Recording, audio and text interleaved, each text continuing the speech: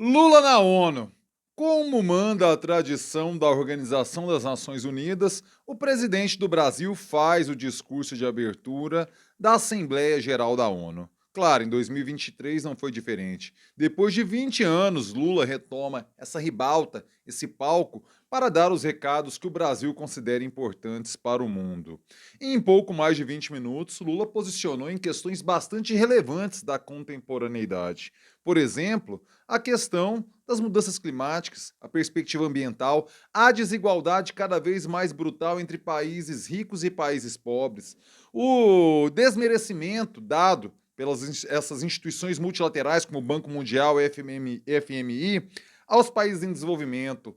Tocou na questão da guerra, da paz, a importância da paz em conflitos mundo afora. E olha, tocou em dois assuntos espinhosos para os norte-americanos: Julian Assange e a questão palestina. Não dá para falar que foi um discurso fora da realidade, muito pelo contrário. Lula fez uso do jargão que ele vem trabalhando desde que venceu a eleição do ano passado, de que o Brasil voltou. E, de fato, os temas mais importantes, mais candentes do mundo de hoje foram abordados por Lula no bom discurso que ele fez lá na ONU.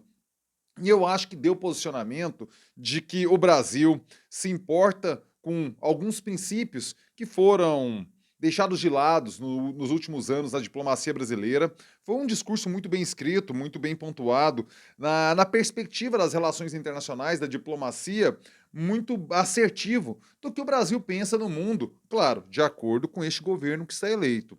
Um governo que não concorda com uma pauta das áreas de influência típicas da Guerra Fria, o que Lula tocou no seu discurso também, ressurgindo uma nova Guerra Fria, que antes os Estados Unidos tinham sua área de influência, e claro, o continente americano era tido como uma área de influência norte-americana, à exceção da ilha de Cuba, e o lado soviético. Então Lula falou que não concorda com esse princípio de que cada país tem a sua determinada área de influência e, claro, colocando as questões ali na Assembleia Geral da ONU, que são importantes para o Brasil e nem sempre são percebidas, nem sempre são destacadas por aqueles países que capitaneiam, principalmente o Conselho de Segurança da ONU. A reunião, a gente tem que entender também que ela está bastante desprestigiada.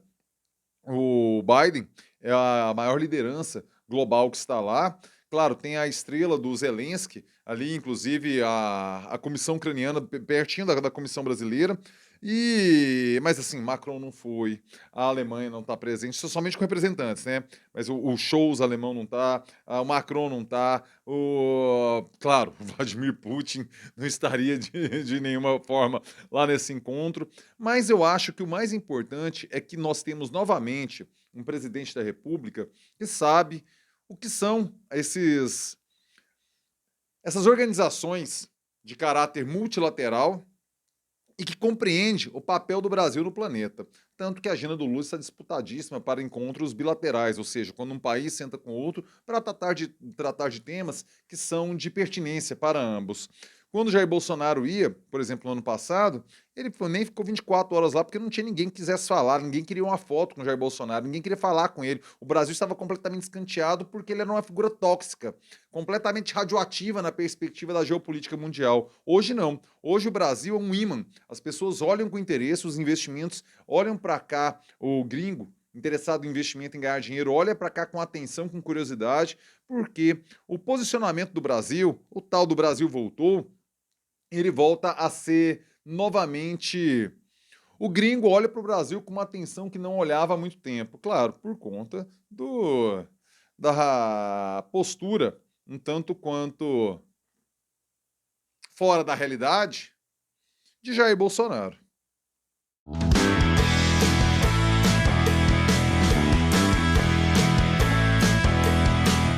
Fala aí, rapaziada, tudo beleza? Bora gravar o vídeo de hoje, sim, terça-feira, dia 19 de setembro de 2023. Eu começo na maciota, na humildade, no sapatinho, convidando você que pinta pela primeira vez aqui no canal, você que é por aqui de paraquedas, meu filho, minha filha, me deu o prazer de contar com sua nobre companhia, sim, inscreva-se agora aqui no canal. Inscreva-se agora aqui no canal, meu filho, sim, inscreva-se, já clica no joinha, clica aí no sininho, porra. Essa é a ideia, esse é o rolê que tem que ser feito, né, cara? Joinha, sininho, inscrição. Muito obrigado pela companhia, muito obrigado pela presença de todos e todas. Quer me ajudar a garantir a sustentabilidade econômica e financeira aqui do canal? É muito mole, mas principalmente é muito barato. Clube de membros na fita, sim, clube de membros a partir de R$ 3. Dois, R$ 3. Ridiculamente baixo o preço. Você me ajuda, cara, a manter o trampo rolando por aqui. Eu preciso de muita gente inscrita, porque como é barato, preciso de muita gente inscrita, fora a multidona que o YouTube dá, né? Claro. Vocês acham que as Big Tech estão assim, né? Tipo isso, né? Não, não. Elas mordem um percentual bom nosso aqui. Por isso eu preciso de muita gente colaborando para ter um salarinho, para continuar rolando o trabalho por aqui. Maravilha? Muito obrigado a todas e todos que estão no Clube de Membros. Já deixa o like, pois isso é de graça. Você vacila não deixar. Patriotagem não deixar like, hein? Não, sem patriotagem por aqui. Agradeço também as empresas que patrocinam e investem no jornalismo independente aqui do YouTube. Quer patrocinar o canal? Por favor, pablocosta.gmail.com. Mande e-mail para lá para a gente trocar uma ideia e fechar esse patrocínio. O vídeo de hoje tem um patrocínio da Interset Tecnologia. Você tá ligado na Interset? A Interset é inteligência artificial e soluções de ponta para o seu negócio. É inteligência artificial para aumentar a lucratividade do seu negócio. O recado tá lá no final do vídeo. Bora voltar aqui para a pauta de hoje. Fiz um monte de anotação aqui, ó, você vê, ó, 2 folhas aqui de anotação sobre o discurso do Lula, fui ouvindo, colocando, anotando aqui os pontos. Claro, o Lula começa tratando da questão da desigualdade, por exemplo, da cobrança de impostos, que os ricos não colaboram naquela proporção, na proporção que o seu patrimônio, que os seus bens permitem, e acaba que proporcionalmente os pobres acabam pagando mais impostos. Passou pela questão da fome, passou por questões importantes do mundo contemporâneo de hoje, como a questão da discriminação racial. Lula falou de racismo, falou de feminicídio, da violência contra a mulher, falou também da homofobia, das políticas em prol da comunidade LGBTQIA+, também falou da mudança climática. Ele tocou, foi sublinhando os pontos mais pertinentes do debate contemporâneo do mundo de hoje. Países ricos, países pobres, a diferença da leitura dos países em desenvolvimento, principalmente na perspectiva ambiental, que a gente sabe que se o mundo tem esse problema de excesso de gases gerados pela queima de combustíveis fósseis na atmosfera, isso se deve muito ao mundo desenvolvido. Porque o mundo de desenvolvimento não teve essa possibilidade de queimar esse tanto de recurso natural e agredir a natureza tanto quanto os países desenvolvidos já fizeram. Então Lula faz uma cobrança por investimento bastante justa e apropriada, no meu entendimento, pelo menos, de que a contrapartida na perspectiva ambiental tem que ser levada em conta. Claro, falou também das questões aqui que tocam o Brasil, como, por exemplo, a questão da Amazônia, da importância de incluirmos aqueles 50 milhões de habitantes da Amazônia, brasileiros e dos países vizinhos, dos países andinos, que a gente tem que colocar essas pessoas dentro de uma perspectiva de desenvolvimento social, porque sem isso é muito difícil você manter a floresta em pé. Também uma crítica importante nessa perspectiva do mundo multiglobal que o Lula coloca, né, do protagonismo de outras lideranças.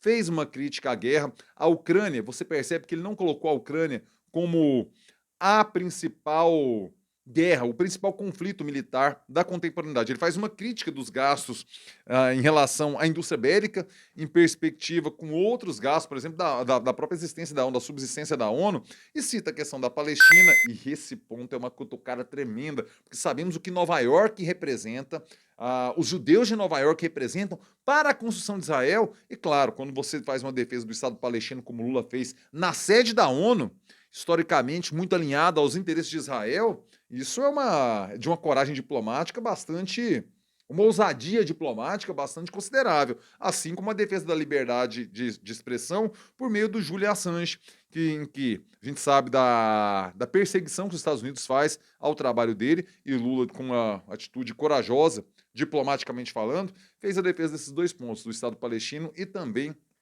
do Julian Assange, do Wikileaks e tudo mais, né, cara? Isso é muito importante destacar esse ponto. E na questão da guerra, ele não coloca a Ucrânia como aquele principal conflito. Ele vai citando as questões do Haiti, do Iêmen, do Sudão, do Níger, em vários outros países ali da África, cita uma possibilidade de golpe na Guatemala e cita a Ucrânia nesse bojo, o que mostra que se o mundo ocidental se preocupa muito, tem que se preocupar com a questão Rússia e Ucrânia, temos outros conflitos à margem, às vezes muito mais sangrentos. Ele citou a Líbia também, citou vários países ali, né, em que acaba que parece que não tem gente morrendo nesses lugares.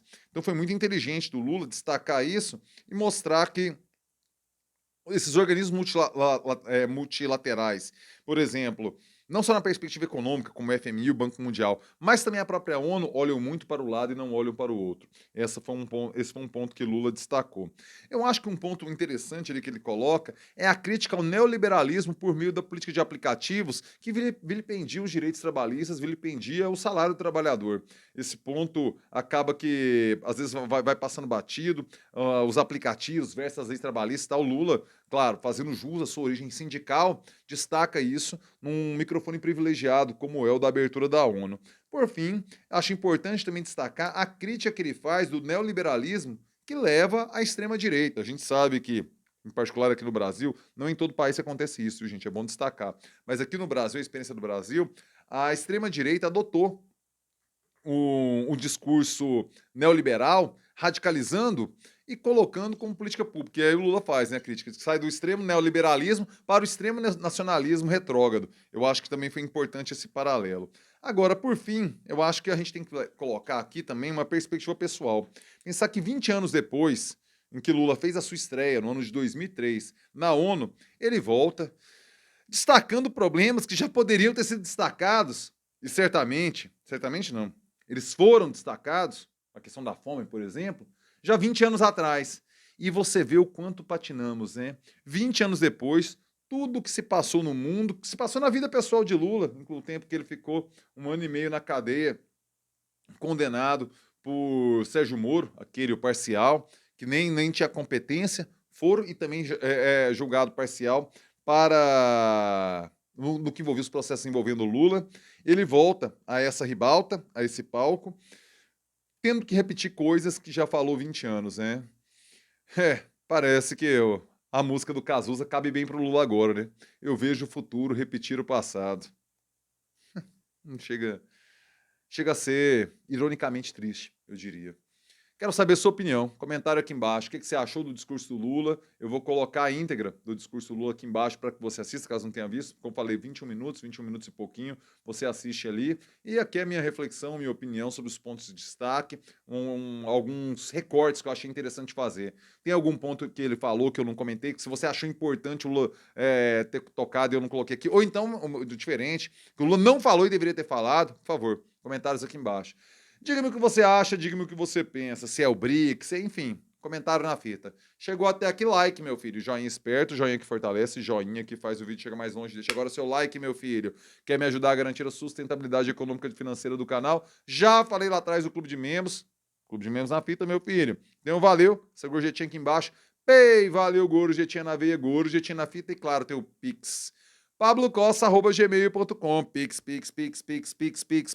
Mande seu Pix e fortaleça o trabalho do jornalista precarizado e youtuber do Brasil, meu filho. Bom, uma excelente terça-feira para você. Fique agora com o recado da Interset Tecnologia e termina com um clássico. É nóis. Eu quero apresentar hoje para você a Interset Tecnologia, que é uma empresa fundada em 2010, cujo foco é fornecer soluções avançadas para otimizar processos, aumentar a eficiência e agregar valor para você, cliente. É inteligência artificial para melhorar o seu negócio, meu filho. Por exemplo, para quem é do agro, a empresa oferece soluções para otimizar o trabalho, aumentar a produtividade, diminuir perdas e garantir maior lucratividade. A mesma coisa vale para quem mexe com maquinário pesado, que demanda muita energia elétrica. A Interset cria a solução tecnológica perfeita com cálculos precisos para dimensionamento e análise, garantindo projetos seguros e eficientes para você. Os caras também prestam serviços em TI com profissionais qualificados que fornecem suporte técnico,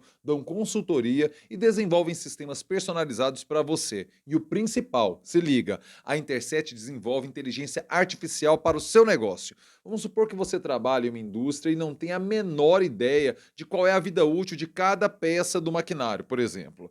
Se algo ali pifa, você tem um problemaço em mãos, tem que parar tudo, é um baita prejuízo e tudo mais. Pois é, a Interset pode criar um mecanismo de inteligência artificial para monitorar o desgaste do equipamento para uma manutenção mais precisa, sem desperdício de vida útil e também diminuindo as chances de interrupção do processo industrial. Olha só que vantagem, os contatos dos caras elas estão listadas aqui embaixo. Peça um orçamento e confira. Interset Tecnologia é inteligência artificial e soluções de ponta para o seu negócio, minha filha.